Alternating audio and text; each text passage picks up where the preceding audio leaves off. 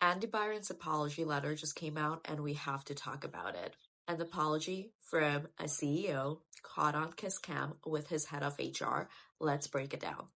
So part one, if you haven't seen it yet, was about what happened. This one, we're going to break down the CEO's actual apology letter and why it's a lesson in corporate PR gone wrong on all levels. When we break down the letter itself, the statement from Andy Byron, CEO of Astronomer, says a lot without really saying much. He says it was a deeply personal mistake. He apologizes to his wife, family, and team. He says he's taking time to reflect and asks for privacy. And then he talks about how upsetting it is that this moment was made public without his consent. But here's the thing, he wasn't in his living room. He was on the kiss cam at a Coldplay concert, one of the most hyped up and talked about concerts this year. And now he's upset that it went viral and somehow Chris Martin is to blame.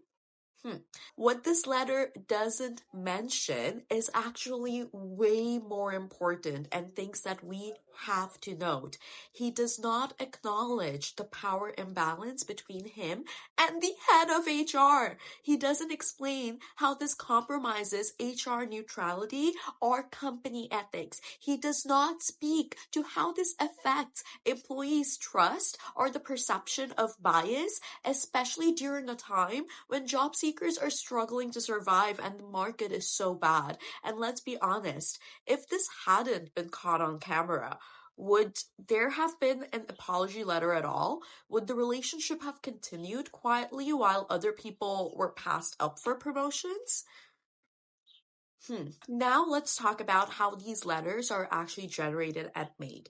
Here's what you might not know. These statements, they go through PR teams, legal, internal comms, marketing, and still no one thought to flag the sentence about Chris Martin making a private moment public on the kiss cam.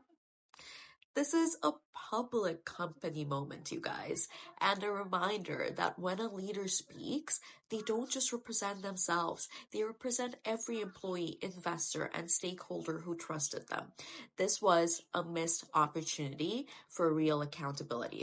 Moving on to who actually gets grace. And this needs to be a conversation about privilege. If this wasn't a white cisgender male CEO, if this were a woman, a queer leader, someone racialized, someone who had to prove every second of every day that they deserve to be a CEO and they didn't automatically fit the part, would they have been given the grace to reflect? Or would they have been out the door the same night? We talk about accountability, but we also need to talk about who we allow to stay in power long enough to apologize. If you're in leadership, this is your reminder. An apology isn't a brand moment. It's not about you feeling better. It's about taking full accountability. No excuses, no self-pity, and definitely no shifting blame to the public. Because, and let's be real about this, people have lost jobs over way less.